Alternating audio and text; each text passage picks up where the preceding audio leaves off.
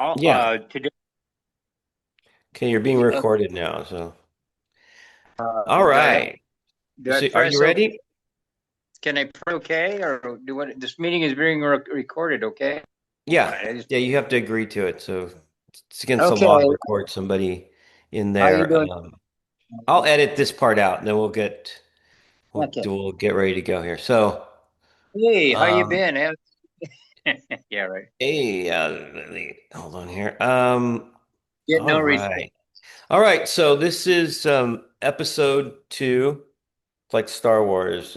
We should have started with episode four, like George Oh, Lucas, do a That's what when prequel. he started with Star Wars, episode four was the Yeah. first episode, and then he did four, five, and six, and then I think he went to seven, eight, and nine, or Yeah. one, two, and three. I can't remember. Anyway, He he we had we that could have whole done that. We could have done that, but let's just keep it traditional, and we'll go with the old okay. one, two, three. So this is episode two. First Okay. episode, we went over background, talked about how you got into coffee, and Yeah. that video did very is doing very well. So anybody who has not seen the first video, episode one, go watch episode one first. We kind of touched on coffee roasting in the first um, episode, but this episode we're going to get more in depth with it. And so, without further delay, I'm going to go ahead and start the video. Why don't let's just watch a little bit of it, and then I'm going to ask some questions, Yeah. and then you can respond. That'll get things going. So. Okay. Sounds Uh, good. Talk about like just so we give people the background. This video was filmed, or I captured this when you had Red Barn coffee Yeah. roasting. Yeah. Talk about that just briefly, and kind of where it was, and just what brought that Talk about about. Red talk Barn. about the yeah. It, What I mean, Red Barn was that was your well, you guys were Red up. Bar That was up in was that Pen Loomis, no Penryn. California? Penryn off of Henry. English Colony Road. It was in a barn. It was a red barn, which gave us the idea to call it Red Barn. And I think from the very beginning, when we started, really when we started Java City, I had been at American River Roasters, and I went to buy coffee one time down at Peerless Coffee in Oakland, some green coffee, and I walked in and they had a retail counter. It was like an afterthought. And behind the retail counter was a big plexiglass window, and behind the window were two big coffee roasters machines. Hmm. And what happened was they were wholesalers to begin with, um, selling to restaurants and shops and stuff. And people wanted the coffee direct from the warehouse. And so what they did is they added a retail counter. Anyway, short story long, that gave me the idea about getting the coffee direct out of the coffee roaster. And that's Yeah, when we started Java City. yeah. Uh, we put the roaster in the middle of the building, right in the middle of the shop. So this So was actually on 5 acres up in Penryn, and it was in an actual red barn. And yeah, I'll try to insert. I'll see if I can get a picture of the outside. You're going to see. I think I take the video outside here to show the landscape. Talk about the roaster. What attributes did you ordered this roaster? Go through the specs of this roaster and why you chose this roaster. well, especially designed per our request. Well, the first thing we had to downsize it because The afterburner, you have to have an afterburner to get to a certain size roaster. Well, it's Um, pretty much like any roaster at this point, right? Unless it's a sample roaster. I mean, this is what's the called, smallest roaster? I mean, how big was this roaster? this was it was a 20 pound. It was a 10 kilo, which Okay. is, So 10 kilo, you still needed an afterburner even with 10 kilos or 20 pounds. It's 22 pounds, right? Wasn't it? Isn't it? yeah, 22. 22, yeah, Yeah. 2.2 times 10 2.2. kilo. 2.2 is pounds per kilo. So, yeah, this one needed they call these shop roasters, and we decided to put it in the barn. And the idea was this was a pretty good idea, which I wish I'd thought about many years earlier, was to sell coffee at farmers markets all over because it's Mm-hmm. these what they call placer grown was the people that we started with, and it was the food that they started the farm to fork thing, where it Mm-hmm. goes from the orchard, apple orchard, whatever, directly to the table or to the farm. I mean, from the farm. Mm-hmm. So the idea was to do this coffee and take it to the farmers markets, and you can pretty much find a farmers market almost anywhere on a daily basis. Yeah, in almost every town. I know when we go down to Mendocino or to Yeah. Calistoga, there's one there every Saturday. So just about anywhere there's a farmer's market. So it's a great way to start, right? It's a great way to get Well, traction to test out your product. it's convenient too So because would you recommend that as like a way to start? Like if somebody wanted to start, a roasting operation or something, and they didn't have a retail establishment. I mean, is that a good way to like kind of? You really didn't have to hone your recipes because you had those, but yeah. what would you recommend? Well, let me back up before you get into that. Let's just go through the specs of this roaster. It had Okay. it had a cast iron drum, right? Did it have No, we couldn't get a cast iron. I had a cast iron drum in a roaster that I had owned previous to that. on all of And them, didn't? I mean, I know the one we had at River Rock was cast iron, so we ordered it special, cast iron. So, yeah, it's hard to find the drums, the cast iron drums. So people make them out of steel, which it changes things because the transfer between the heat transfer from the bean to the bean from the drum is different if you're using cast iron or if you're using steel.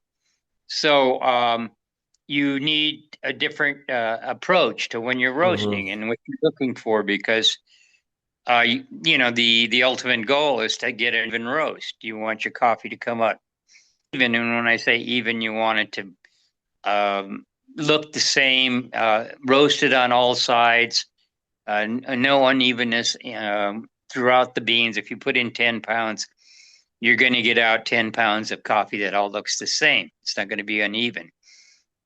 Some lighter shade, some darker shade. So you want a roaster that's going to give you an even amount of heat throughout. And this hmm one, And that's the advantage of a cast iron drum is because cast iron, same as like when you're cooking, it oh, distributes heat more evenly and it retains heat better, doesn't it? yeah, absolutely. There's just no comparison to cast iron. I mean, if you can find a cast iron drum and buy it. In fact, I would look for just the drum, and then I would get Steve Pardini to build a roaster around it or something like that. Hmm Because definitely, I think my experience is that the quality is better. Everybody's gone to cast iron skillets and cookery and stuff like that. So I'm a big supporter of cast iron, anything really. Yeah. So, So so now the attributes of this was a small, a fairly small roaster, but it's not considered a sample roaster. It's considered yeah, a production roaster. yeah. If you're going into wholesale, big, if you got Costco or Walmart that's interested, you're going to have to build up. You're going to have to get a bigger roaster to keep up with the demand. You know, the one I had with Java City was a 50-pound roaster, and I remember I went from a 4-pound roaster Cibbits to a 50-pound got hot, and Hmm. he said when the coffee came out, and they go, "What the hell are we going to do with all this coffee now?" Because we were used to. I was only used to seeing 4 pounds come out of a roaster, and when 45 pounds comes out, it's like shocking. So, so what the hell are we going to do with all this coffee? Hopefully we're going to sell it, right? But Yeah. that's where refrigeration came into play, and we'll talk about that later. But so anyway, this roaster out of U.S. Roasters in Oklahoma City is a reliable roaster, good Are company they, to are do. they, do you know if they're still in business? Oh yeah, yeah, he's doing well. I'll think of his name in a minute. You met him in Seattle that time. Hmm. Tim, I can't remember his Yeah, I name. think I think that was him. Yeah, good guy. You know, we went there to buy a roaster in Oklahoma, and they were really nice. They took us out to dinner and stuff. Of course, you know, we're spending a few thousand So yeah, dollars. tell everyone how much that roaster cost. And that was in like 2013, 2012. Yeah, this that roaster probably I can't remember. It had to have been $12,000 maybe more, 15. So that's probably going to go for 22,000 right now, probably. I would say easily. You know, you've got Yeah. to always keep in mind. I know when we were doing at Java City downtown Sacramento, we did need an afterburner when we started, and then the air quality control regulations got stricter. Yeah, we'll tell that story one day Uh, about when I got ambushed at the air quality control board, but maybe we'll finish with a story. yeah, Um, they were so ruthless. so that an afterburner, just for everyone's information, an afterburner is for 100% for air quality control. It takes the smoke and it actually burns the smoke or incinerates the smoke, which I don't really, that doesn't seem logical that that would work, that you could burn smoke, but it takes the particulates in smoke and incinerates them and improves the air quality. And that's the net of it, right? Yeah, it's surprising that it works, but it does, and they take it up to it's like using an afterburner on a jet or something, an Hmm. airplane, and it takes it up to a higher heat. It's done in a chamber. The smoke goes through the chamber, and then these huge, eight could be one huge jet goes through it, a jet of a flame Uh-huh. through it, and it reduces, like you said, all the particulates, and then basically all you see, you barely see anything come out the other side. There might be Yeah, a little, that's amazing that it yeah, and works. it works. Yeah, it's surprising, but the damn things are expensive. And when I bought the River Rock rooster, they told me I wouldn't need an afterburner. They said, "Well, your roaster's smaller now." I think that was a 25-pound roaster. Who told you Pardini? Did Pardini tell you that? Oh, I the guys from the Air Quality Control Board, and because we had to put an afterburner in at the one at Java City downtown, so we got that one all situated. Then when we sold that business, you know, when I said, "Well, what's the smallest roaster I can buy and not need an afterburner?" When we before we opened in Citrus Heights, and they said, "Well, a 25-pound roaster, you know, you won't need an afterburner." Okay, so we bought the roaster, put it in, and they changed the relations. They said, "Well, you're getting an afterburner. That 12-pound roaster needs an." So we had to put an afterburner in, and that's called it Pardini again. And Yeah. so he's that guy's amazing. I call him the Great Pardini, man. I hope So he he what he does is he installs roasters, he installs afterburners. Um, he is could he still build in them. business? Do you I know? don't think. I'm not sure. I'm not sure. He's up in Wairika, not Wairika, Eureka. Hmm.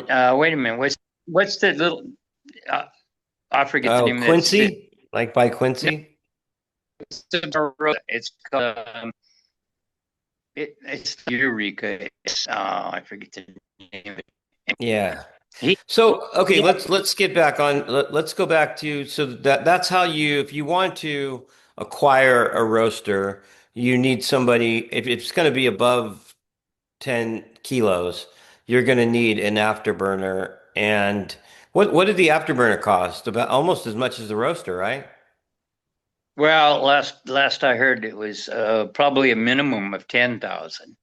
Yeah, Yeah. it's like So a whole you're looking unit. you could get into coffee roasting for 35,000 probably. Now, Mm, I mean, with all in like just the equipment, probably closer to 50. yeah, I would say you need a hedge there where you would at least have a reserve of a 5 or 10,000 at least. Yeah. You know what kind of a building you would want to put it in. You got I don't mean with the building. I mean just the equipment. Like the roaster, you're probably going to spend 25 grand. Yeah, let's say the if, 10 to 15 on the afterburner, so you're at 40 right there. yeah, And then, you need just all the bagger, you need all that miscellaneous equipment. So, I mean, yeah. you could probably do it for 75 on the shoestring, right? Yeah, I would guess you could do that. I could price it out. I haven't priced out equipment in a while. There's We can certain talk about places. that. I just want to give people an idea of what it costs to get into, coffee. If you wanted to get into coffee roasting, on a shoestring, and then go to start out by going to the farmers markets.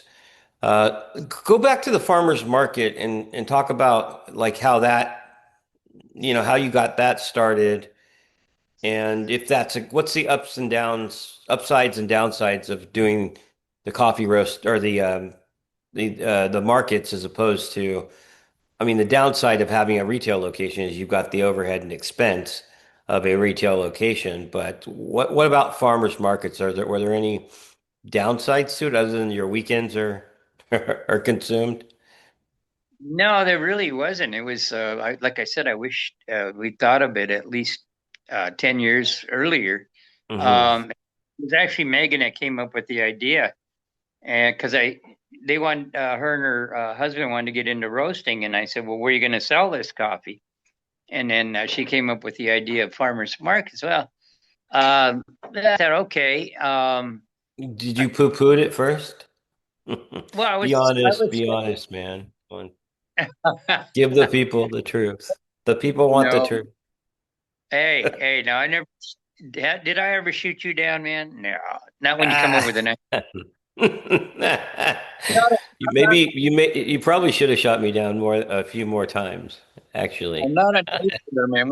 When you showed me that affinity the first time, I didn't say, "Oh, that'll never work," but they might have been thinking it, but I never said it. No, anyway, so the upside of farmers markets is, like I said, there's one or two every day somewhere, and you can, close by within a 10 or 15 mile radius, so you can pick and choose which ones you want to go to. Of course, you want to go to the ones that have the most foot traffic, but the thing is, they only go on for 4 or 5 hours. There's very Yeah. so say you want to Well, what only kind of work sales, like 4 days. a good day? What would you do in a good day? Like how many, like your, Well,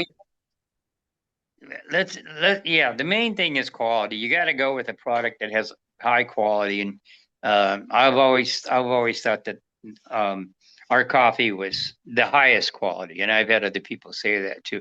And then like I said about complexity and consistency, we can get into the this quality. is a good opportunity let me start the video and I want to Okay. talk about the green coffee we're looking at here. For people who don't, I mean, for years and years, the big coffee companies did everyone a disservice by showing roasted coffee inside of coffee bags. But for anybody who hasn't ever seen a green coffee bean, Folgers and Maxwell House and all of those, really, really Folgers. lied to you for all those years, and they would show these bags. If you're of a certain age, they would show these bags like this, and these bags would be cut open, and then brown coffee beans or roasted coffee beans would spill out of Yeah. these bags. So, uh, This, yeah, for people who haven't seen this, I'm going to go back here. For people who haven't yeah. seen this, these are green. This is Green. green coffee from all over the world. The one on Um, the left, the one on the left there is a decaf, and you can see it's darker. It's stained. What's in the middle? okay, The one hold in on. the, yeah, Right there? No, no, one more, that one, that left. one, Yeah, this one, right? that's, yeah. You can see because they soak it. There's two ways they Hmm. can take the caffeine out, and what it does, it turns the color of the bean darker. And anyway, what? Yeah, the first time I saw green coffee, it was like, what the hell is this? You know, Yeah, and uh, on the side of that, this is the farm that it comes from. So, right? well, yeah, That indicates the farm, yeah, that's a the region and the farm. yeah, and that's Colombian Supremo on the last one we looked at there. Yeah, But this one here. thing you want to look for, let me, you want me to talk about the quality of this? Yeah. Uh, your broker, the people you're going to buy it from, the middleman, they'll send you samples of the coffee green in little 1 pound, 2 pound packets. But what they've done, what I surmise is they pick out the best beans, and you want them, you want consistency. That's what we're getting back to. Is you Yes. want to look So same about describe what that means. The bean size is the same. I mean, you're saying is it consistency of color, consistent, and we're talking both green coffee here. We're not talking both about after it's been roasted. We're talking about this product right here. You want the beans to be uniformed and the same color, right. correct? You want them to be all pretty close to the same size and the same color, and you're going to see beans in there that aren't the same size or same color. But the way they grade the coffee, this is interesting because they grade it by defects. They allow so many defects per Mm-hmm. pound, and that's how they rate it. And the fewer the defects, the higher the rating. It could go up to a 9 or a 10 rating, but if it has more defects mixed in with the green coffee, it'll go down. It'll go down to a 4 or 5 rating. So that's how you buy your coffee and how they So rate it. They'll wait, hold on one second. What you're saying there is that the coffee company, you think what they do is they pick the best beans out of the bag, and then they send you a sample that is all uniformed and uniform color.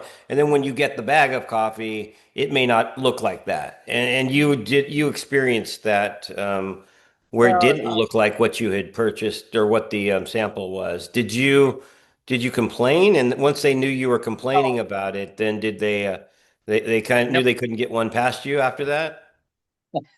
it's kind of understandable because um, they're not going to put in defects in a 2 pound sample or a 1 pound sample. They'll send you enough beans for you to sample roasted in a 1 pound or half pound Hmm. roast. So they're not going to send you any so-called defective bean or lesser quality. Hmm. They want you to get the full flavor of the beans. So they're going to send you their best representation. But Hmm. in the bag, you're going to say, okay, um, how many, they grade it also by how many times it's been sorted. Sometimes they'll Hmm. sort it, they'll go through the bean. You've got to picture this. There's long conveyor belts with people in coffee growing countries sitting on both sides of a table that's conveyor belt, picking out defective beans, picking out Yeah, irregulars and I'm stuff. gonna what I'll do is insert I'll see if I can find a video of that and insert it here. So Got a couple uh, pictures in the garage, but so yeah, anyway, maybe you could send me those pictures. Send me those the pictures. So the more times they sort it, the higher the grade. But when you get the thing where they're going to taste it and stuff, they'll do it by deep. So when you open the bag, you may see some irregulars in there, depending what you pay. wait, so It's is that what you're doing here? Hold on here. Are you? taking the irregulars out? Is that what you're doing? Exactly. The Got ones it. that Got it. when you're roasting, if they're uneven beans, your job as a roaster is to try to get those beans evenly roasted. Evenly, you Mm-hmm. want it to sit on all sides the same color and approximately almost uniformly the same size. So So that's hold on, I want to what go you're back doing. here for a second. Let's go back here for a second to at this stage of the roasting. You've just dropped these beans here because they're really green, right? Like if I look at those, you just dropped Oh those no, into I mean no, that's no, that's that like what like a minute, 2 minutes in, maybe? it's right before the first pop because you can see the little white in the bean there in the crevice there. That right there? That's the chaff. That's the chaff Yeah. of the bean. It's getting ready to pop. The bean is getting ready to expand to where that comes away from the bean. So that is not a defect. The chaff of the bean, the inner part of the bean um, that comes with it, that's in that bean. So, no, So you're that going to take another look here. There you go. You're taking another look. So if you I'm always if you don't have a trier, if you're not using a trier, which that's what that tool that you're pulling out there is called a trier, right? yeah, correct. Okay, so You now you're need a dryer. sweeping. Yeah. That cooling, that's where it's cooled. Okay, so now it's The thing we've is, gone another couple of minutes. You're going to take out some more. Now you can see the difference there. You can see they progressed. yeah, But you're this not this is concerned yet. I mean, you're not getting close yet to let's wait for the first yeah. crack here. So how far do you think you're away from first crack right now? Oh, it could be a Oh, minute, maybe a minute yeah. and a half. Yeah. So that to me is the exciting part of coffee roasting. Um, Well, when I did it, uh, it's the fact that it all happened so fast and it's actually accelerating. So it does. here's the landscape where you were roasting. Beautiful. Geez, wow. I Yeah, was, I was, and the reason I took this video is because I want to show it after when the smoke is actually the smoke because there wasn't an afterburner on this at this time, I don't think. no, no, There wasn't. And so you're going to see smoke afterward. There's Meg. there's Um, me. um, that's my sister. Yeah. Um, for The, anybody who doesn't wants to know. Okay, so here we go. Here we go. So but talk the about thing, like nothing for the first talk about the segments of roasting like before, like nothing much well, happens like in this phase right here, right? I mean, it's the heat transfer. This is the heat transfer. This is where there's moisture in the bean. yeah. Um, Normally I would go to 300 before I even put the bean in the drum Yeah. and preheat. And then after that, you've got a little bit of a lull, but the moisture, the heat is gradually increasing, and which is taking the moisture out of the bean. You might get 11%, 10% weight moisture in the bean, but Hmm. that's going to come away, and then you're going to start roasting, and then things gradually accelerate. Once you get past that first crack, things are going to take off. If you think your heart was beating beforehand, it's really going to beat fast afterwards, after that first pop. The first pop or first crack is when the bean expands and lets the chaff out of the bean.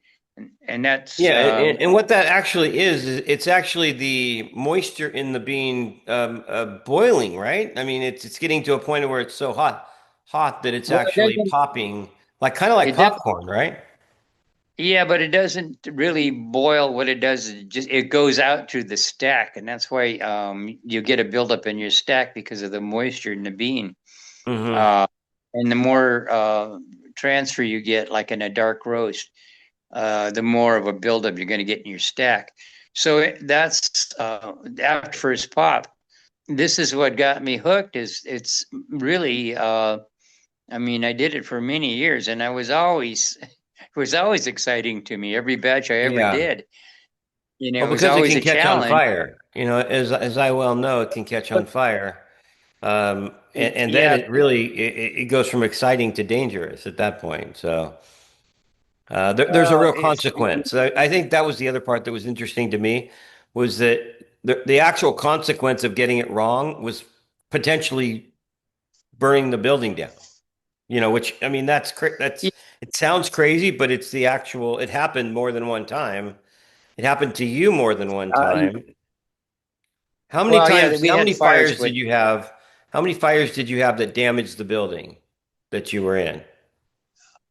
uh, uh, none really that damaged the building. We had some damage, light damage. The thing is, because it's all encased, if you shut off the air supply to the roaster, um, it's going to calm the fire down.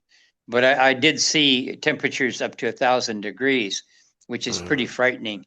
And then I did see flames coming through a smokestack, and that's frightening also too.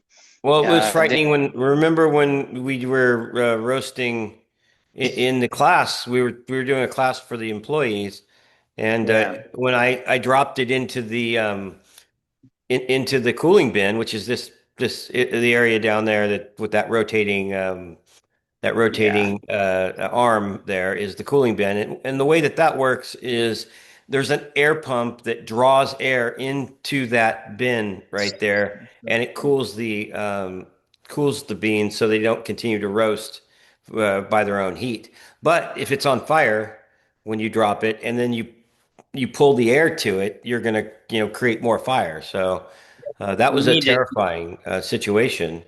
And, yeah, and you, thankfully, you were very calm and cool, and it ended up turning on the water. I believe you turned on the water and yeah, stopped the fire.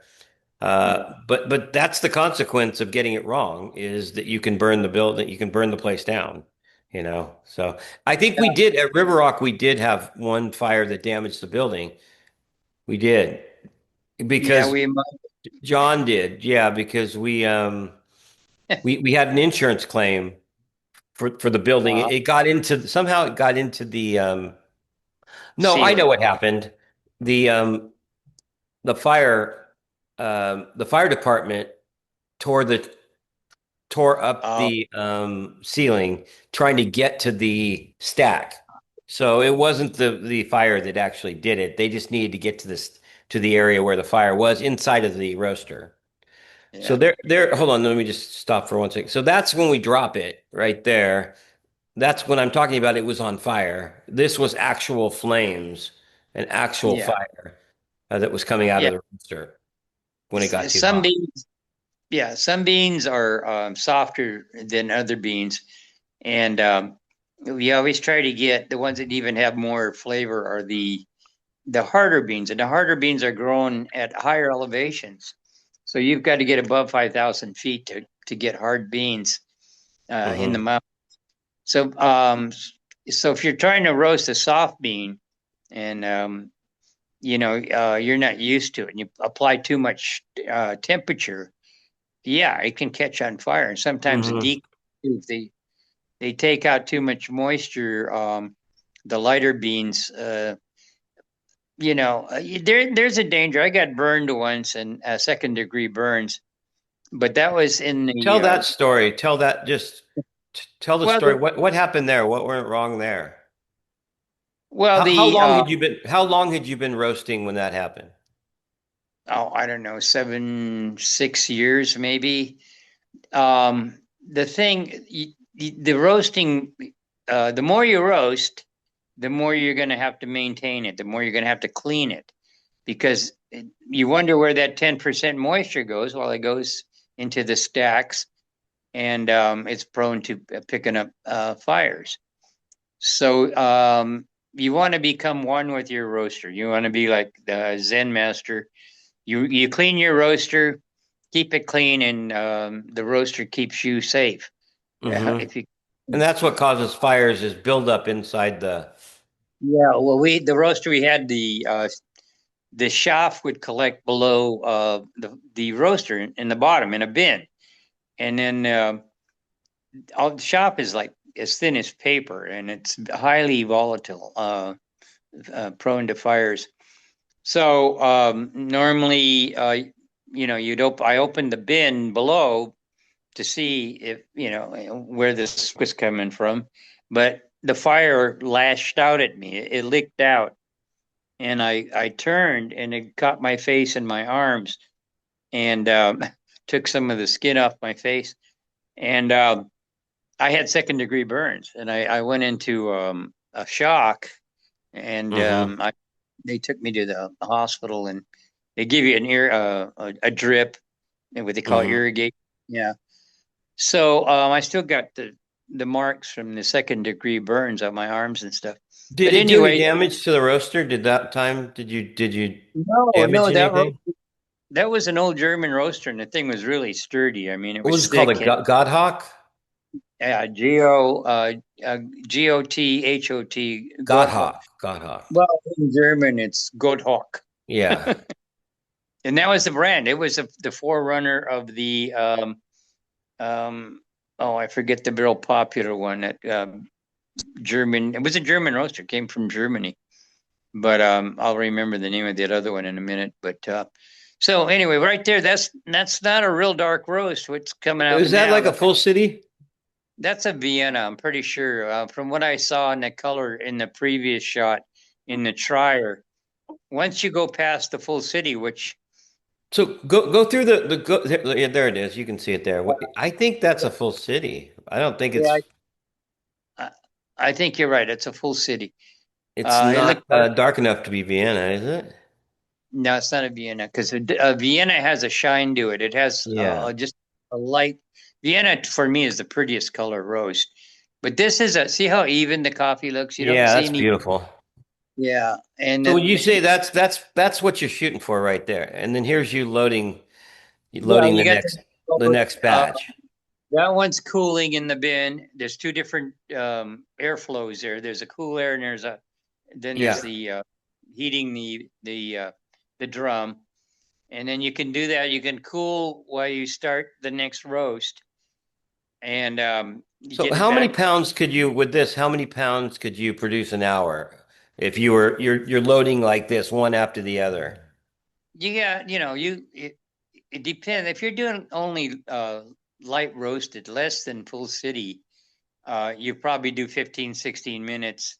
You could probably squeeze in 4 roasts an hour. But the thing is, I would allow for 3 roasts, 20 minute, Hmm. give or Yeah. take a minute or two here, depending what you're trying to achieve with each individual type of bean you're Colombian Supremo, high roasted or high grown. Uh, go You through the levels of roast. So like the lightest roast is just it is light roast, right? Or I mean, there's not a name for really light roast, right? They used to call it they used to call it American roast because American roast. it's very under roasted. It's not really taken Yeah. to a fully developed roast, bean roast. The What next what is the what full. what coffee what beans would you roast light? I mean, are there any that you would roast light? I mean, Um, maybe I was not a big advocate of that light. They called it American roast for the same reason they called it American coffee in Europe, mhm. because it was kind of watered down. It was too light, Yeah. and they went. Some roasters have gone back to that because the lighter the roast, the more that it weighs, and the more that it weighs, the more money you're going to make if you can sell Yeah. it.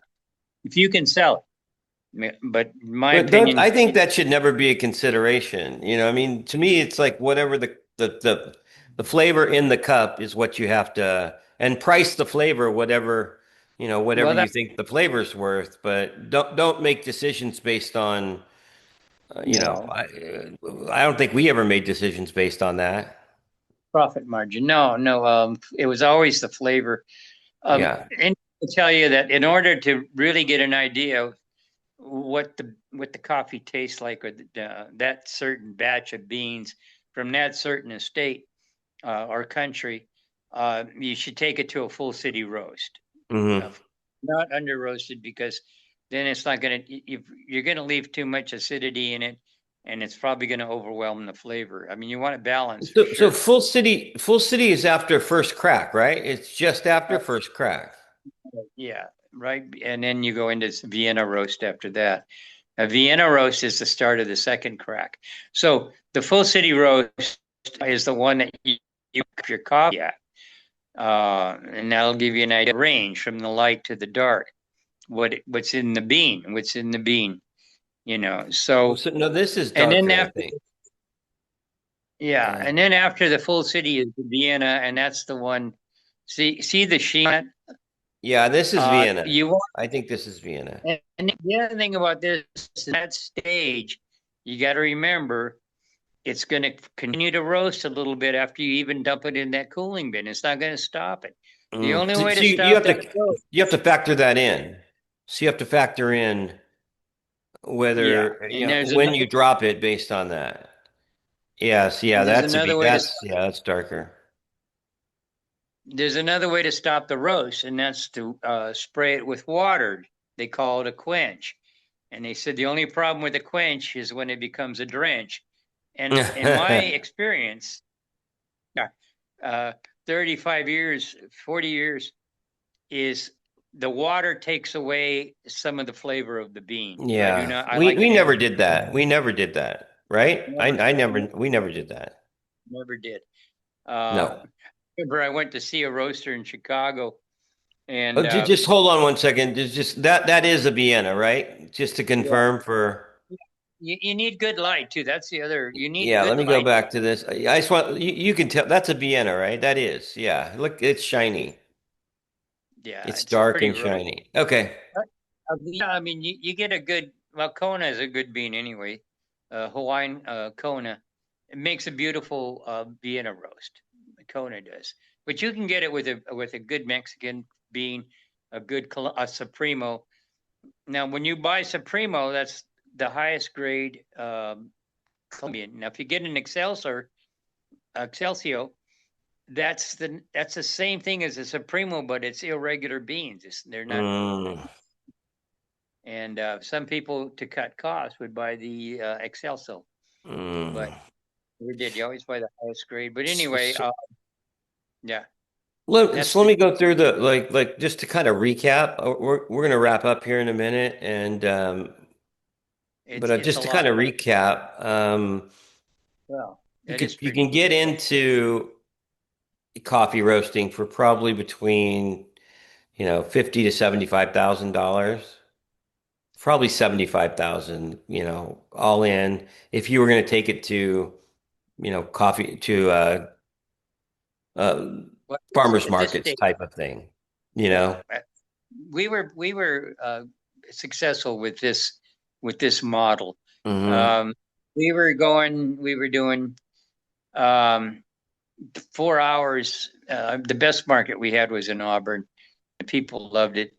And we were doing 50 pounds in a 4 hour period, selling 50 pounds. Wow. Wow. Yeah. That's When you good. do, yeah, when you do the math, and then I was selling out too. I mean, it's getting to the point where I didn't, Hey, hold on. Hey, I gotta point out this beautiful shot of you roasting here. Watch this.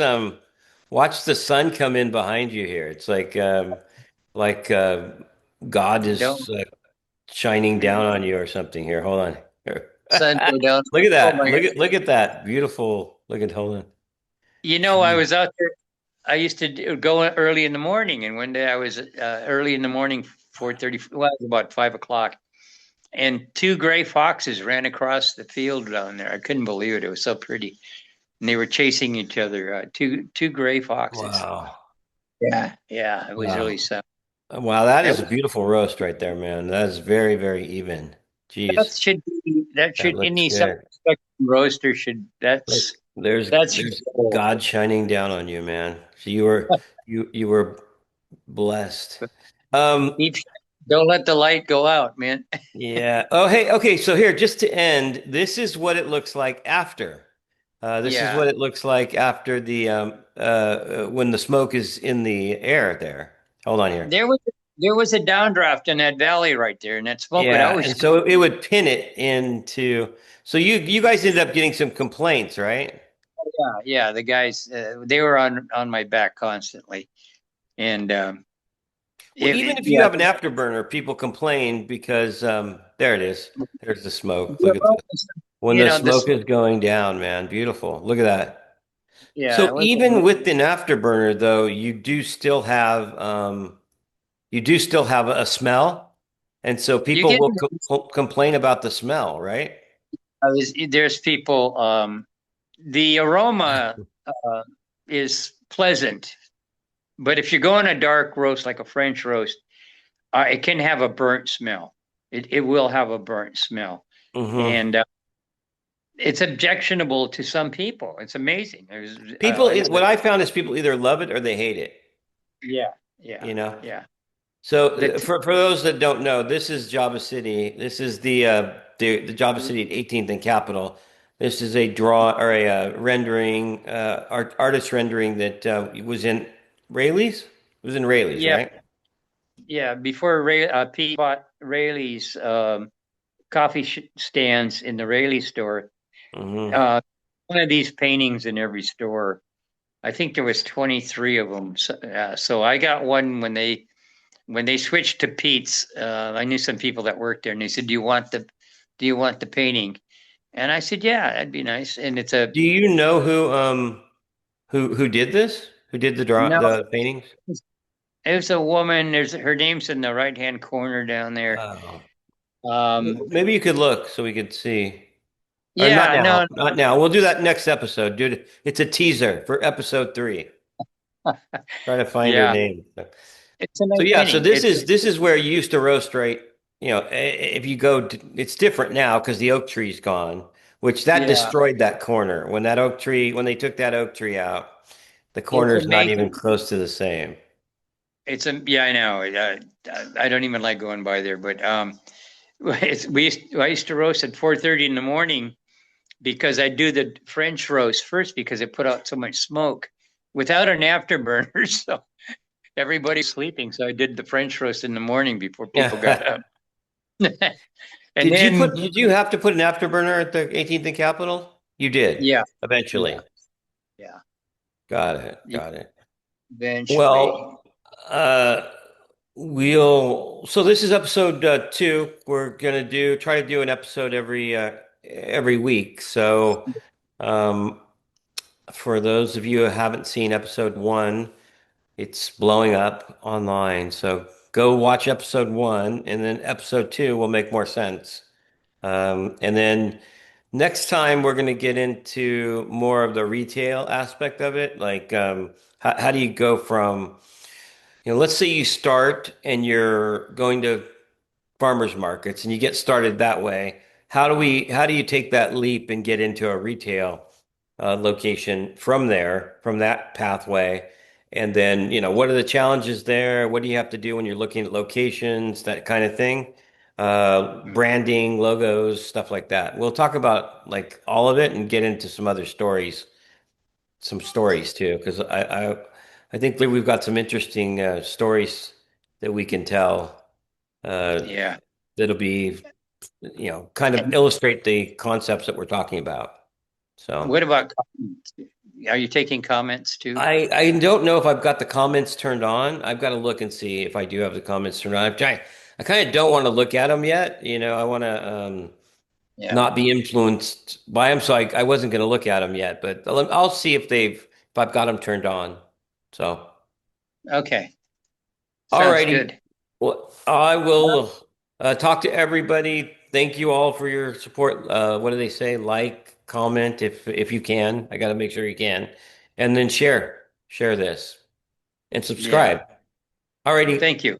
Bye bye. Uh, Thank you. Bye. Okay, hold on a second. Here we go. Stop. Cut. Hold on. Gotta pause. There we go.